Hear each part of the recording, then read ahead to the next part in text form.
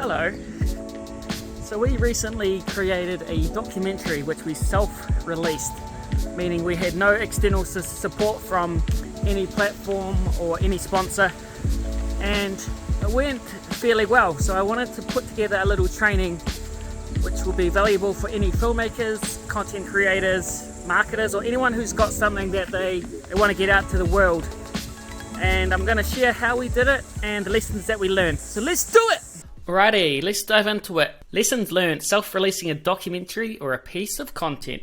So why I wanted to make this training was, as I sort of mentioned before, I get super frustrated. It's such a tragedy when I see filmmakers in particular make an amazing documentary or a film, and then they spend so much money of their own and also sometimes other people's money, a whole lot of time, so much energy, and then they expect people to just watch it.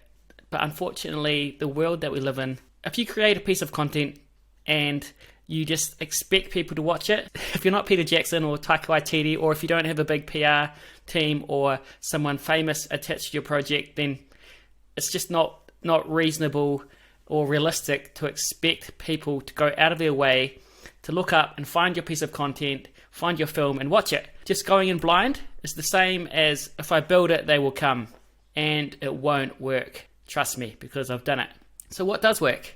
What works is utilizing social media platforms, and at the moment what we used anyway was Facebook, Instagram, YouTube and TikTok. So with a combination of these platforms, Facebook, Instagram, YouTube and TikTok, we were able to reach different audiences who were all interested in the same topic, which was our film, our documentary. So instead of just hoping blindly and building something and hoping it'll work, this is a strategy that will ensure that the people that are interested in your film, i.e. your target audience, will at least become aware of your film and much more likely to watch it, and you're much more likely to have success as a filmmaker. So what we're going to talk about, we're going to go over what our film was, the marketing plan that we had in terms of the goals, the budget, the platforms and the time frame. Then we're going to talk about how we executed that marketing plan, then the results, and finally the lessons learned. So what was our film? Well, it was a documentary and it's called Underneath Waiheke Island. What do you think about Waiheke? I've literally only been to the port and the winery, but I rate any place that they grow alcohol on. Whether you're looking for a boozy playground, pristine beaches, or a vibrant community, Waiheke Island seems to have it all.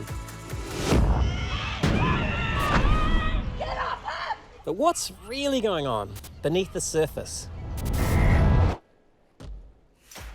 57 years old, all these people with their big fresh houses, and I'm busting my guts harder than any of them. I ain't got nothing. There's a historical significance to this land, and we'll lose that with having this marina here. For not just Māori, but for all New Zealanders.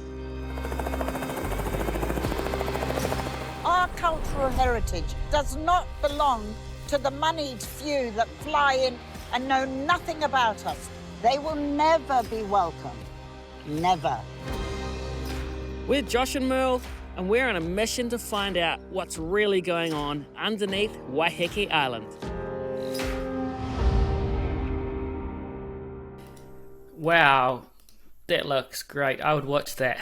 Our film was about Waiheke Island, and I used to live there, so it was and I found that it was a very conflicted and contrived place, which is the perfect subject matter for a documentary. So this is a super simple outline of a marketing plan. Get, who, to, buy. Get, your target customer. Who, consumer problem. To, desired response. Buy, and buy one message or one action. So get Kiwis around New Zealand to watch and engage with our Underneath Waiheke documentary on Facebook and YouTube. Who? Kiwis who care about New Zealand, who know about Waiheke Island, who like Kiwi entertainment, humour and documentaries and need new episodes to watch. 2. What do we want them to do? Well, we want them to watch and engage with the documentary and care or engage about Waiheke and wider Kiwi issues. And this will be measured by the metrics of views, likes, shares, comments, and engagement. By, aka how are we going to achieve that? By using funny and or provocative video and image ads with accompanying copy. So pretty simple. We're just trying to get people that love documentaries, people that know about Waiheke or that care about environmental and social issues in New Zealand, and like a bit of a laugh to watch our doco. So the budget we had was $5,000, and that was to be split between YouTube ads, Facebook ads, Instagram ads, and TikTok ads.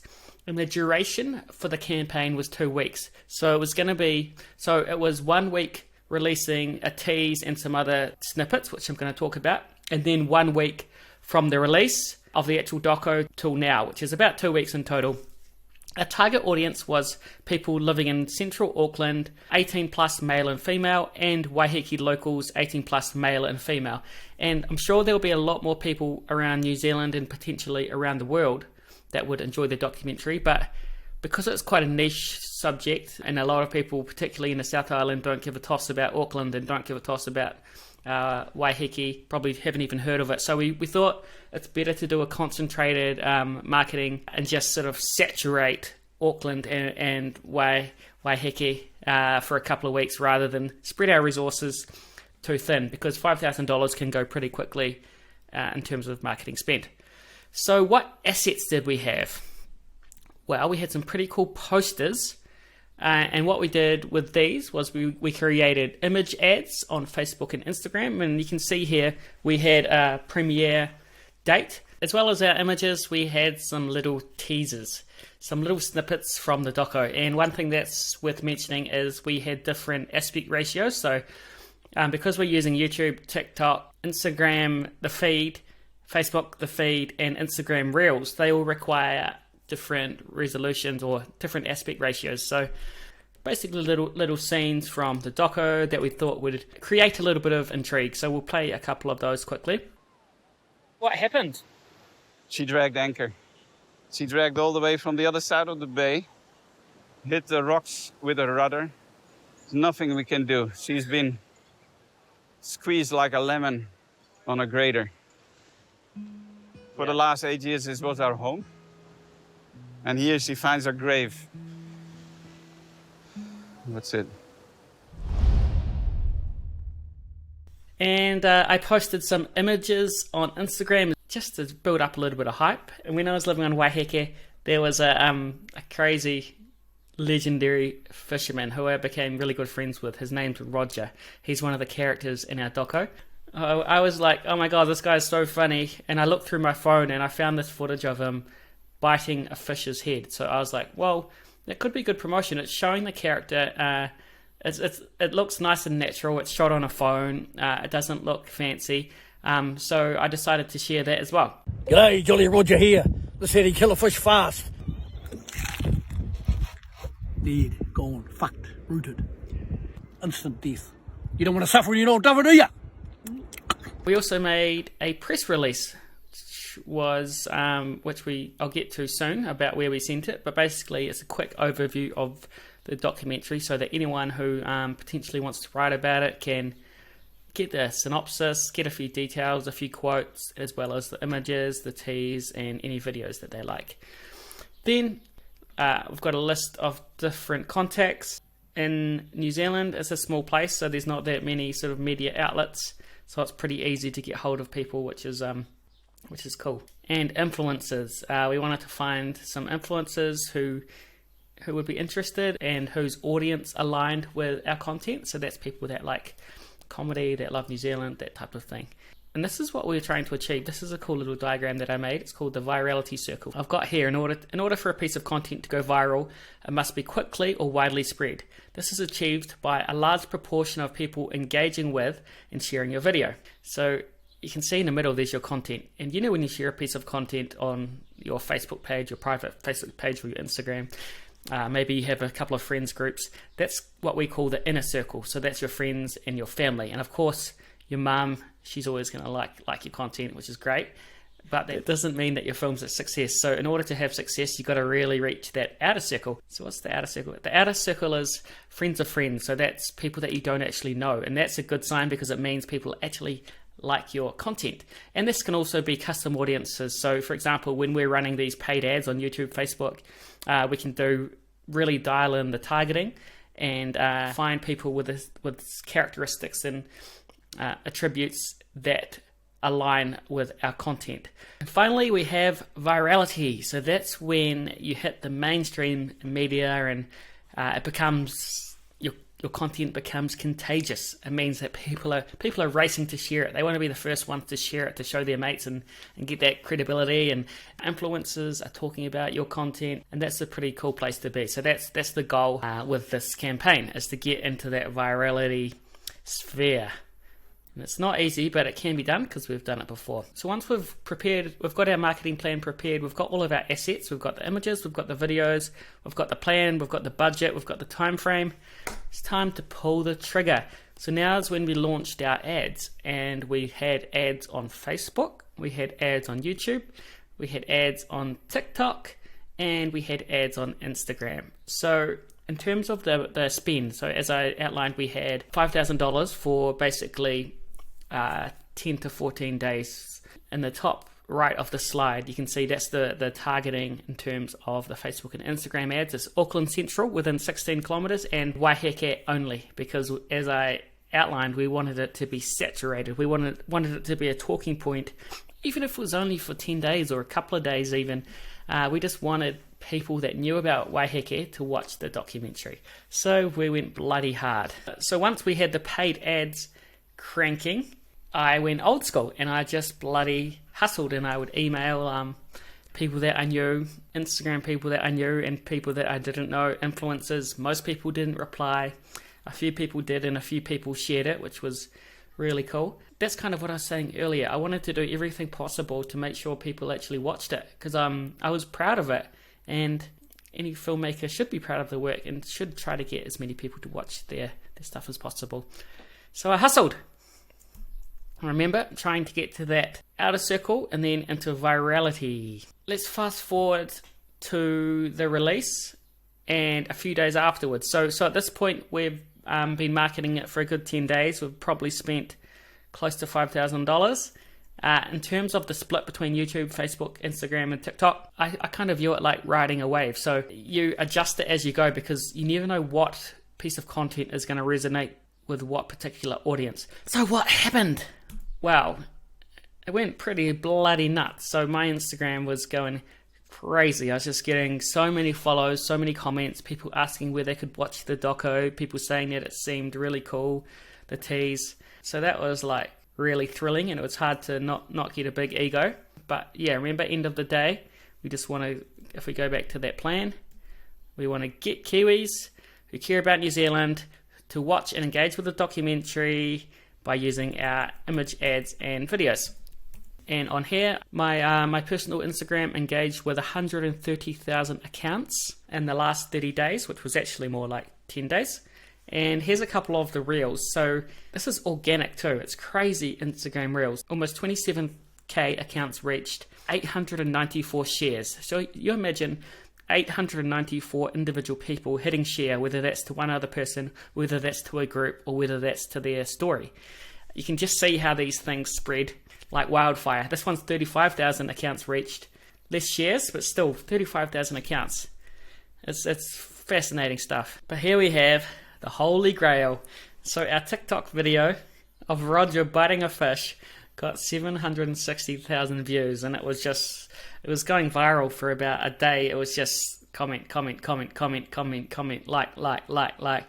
It was awesome, and it was so good that you can see I've got the little annotation, watch our doco to meet this legend, and then I had the link in my profile. It's pretty cool. So that's Instagram, TikTok.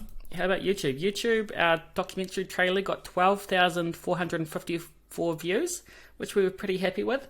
The documentary itself, so far, it's had 16,000 views, 210 thumbs up, and 33 comments.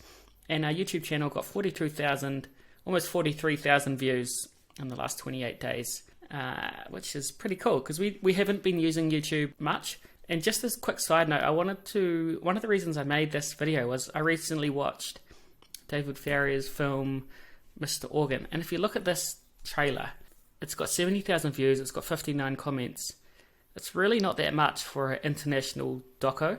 And I keep thinking to myself, if they had have done a similar strategy to what we did, imagine if they'd used more clips from the films, basically done some actual social media marketing rather than, I did hear about Mr. Organ word of mouth, and I heard about it in the mainstream media, but I didn't see any Instagram ads or any of that stuff. Like, it seems like a lost cause. So they got 70,000 views, so we've got 16,000 so far on the YouTube, but we also released it on Facebook, which has had about 30,000 give or take. So we're pretty happy with the way it's going, and we're still actually promoting it. So, but the best part is the comments, like seeing the level of engagement, people saying, "This is awesome, thanks for making this. I accidentally clicked on this video, but I'm so glad that I did. Fucking brilliant, lads," or "You guys nailed it." It's YouTube. Then on Facebook, lots of engagements, 22,000 on this particular post, a reach of 96,000, 126,000 engagements on another ad that we did, and heaps of cool comments and a little bit of debate going on, which is always good with a doco, because people obviously agree with our perspective or they disagree. And this is me being a bit of a freak, writing down and measuring which videos perform the most on which platforms. I got a little bit overwhelmed because there was just so much, but overall statistics, the total reach of unique people, that's people that have separate people, so 700,000 people, over 700,000 people. The combined views were over, this is of all of the ads and the documentary itself, was about 1.4 million. And the reason that's double the total reach is because many of those views are people that have seen the same thing twice. Because we had so many different teasers and so many images, it didn't matter if the same people kept seeing the same content. Because remember, this is only for 10 days, so the frequency can be pretty high. And in terms of the engagements, likes, comments, shares, I just gave up counting them. There were so many. At the end of the day, these are sort of vanity metrics, because what really matters is the amount of people that actually watch your doco and actually engage with it. But I mean, these are all indicators that indicate that things are either on track or they're not on track. So where do we end up? We wanted to hit virality, we wanted to get into the mainstream media, but we didn't. Yeah, we made it to the outer circle, which is cool. A little bit disappointed. Yeah, it was a different sort of doco to previous stuff that we've made. There's a lot of reasons probably why it didn't go viral, but yeah, I don't really mind if knowing that we did everything we could, as long as we promoted it as much as we could, and we took every opportunity and we applied the lessons, then that's all good. So speaking of lessons, here's the lessons that we learned. There are 5 of them. Lesson number 1, if you're releasing something, start your media and platform outreach earlier. It's all fine and well to do the marketing yourself and to do it within 10 days, but I mean, when you're working with bigger businesses and media outlets, they have their own timeframes, they have their own content schedules, their own strategies, their own funding rounds and politics that they have to abide by. So the sooner you can reach out and make contact, the better. But in saying that, if something is good enough, then they'll reach out to you. And that's what's happened in the past. We've created the content and then we've been inundated with offers. Some of the highest paying commercial videos came off the back of our releasing our own content, because when people see that audiences are responding and that you can craft attention in a busy world, then you'll become people's new best friend. I would try and communicate as early as possible, get advice from people in PR companies and people that write about entertainment or that write about your particular niche as early as possible. And then when it's close to the release, bang, you hit them up and you go for it. Number 2, use the algorithm to your advantage. Swim with the current. So by this I mean, if people are using TikTok and TikTok's working well, then bloody use it. This was the first time we'd used TikTok, and one of our videos almost hit 1 million views. It's not that hard. All you need to do is make sure that you're swimming with the current. So use the correct aspect ratios, use the type of videos and formats that people are used to and the structure, You know, TikTok, you need a strong hook at the start. So, you know, the guy biting the fish's head, it's perfect. It's the perfect video for TikTok, and that's why it did so well. Learn where your audience is living and on what platform and what type of content will resonate with them. And if you've got good content and you swim with the current, then your life will become a lot easier and your film will become a lot more successful. Number 3, push afterwards, not just before. When your film is released, keep promoting. Just because it's out, it doesn't mean that it's dead now. There's still massive amounts of people that will enjoy it. You know, we're still going to keep promoting our Waiheke doco for as long as we can, because I know that there's people out there that will like it. And until we've completely saturated it, and I know that there's no one else that would enjoy watching it, I'm going to keep going. Number 4, make data-driven decisions. By this I mean follow the numbers. If a video is working on a particular platform and it's getting the most engagement, put more money into that particular ad set or ad group, because it's clearly working. Use what's working and then double down. Make decisions based off the data, not off your emotions. An example of this is people loved seeing Roger bite the fish. It wasn't part of our doco, but he was a character in our doco, and as long as it helped people go to our profile and then find the doco where they could watch more of Roger, that's all that mattered. Leave your ego at the door and just make decisions based off the data. Finally, enjoy the ride and play the long game. I think that it's so exciting releasing a piece of content. It makes it all worthwhile when you see people enjoy it and engage with it and take ownership of it. So cherish those moments, because that's why we do what we do, is to make an impact and to share our love of the craft and storytelling. And play the long game, because with every film or doco or piece of content we learn something and we can improve on it next time. We're building an audience as we go. Even if your film doesn't make the impact that you wish, play the long game. Just work on improving it for the next one and feel satisfied and proud that you've done everything you can. You'll be doing this until the day you die, if you're anything like me. That was our strategy of how we self-released our documentary. Hope that was of some value, and thanks for watching if you've made it this far. If you have a film, a doco, a viral video, or anything that you're releasing and you want to chat about the strategy, I'm happy to help you out completely for free. Flick me a message at mearle.nz on Instagram.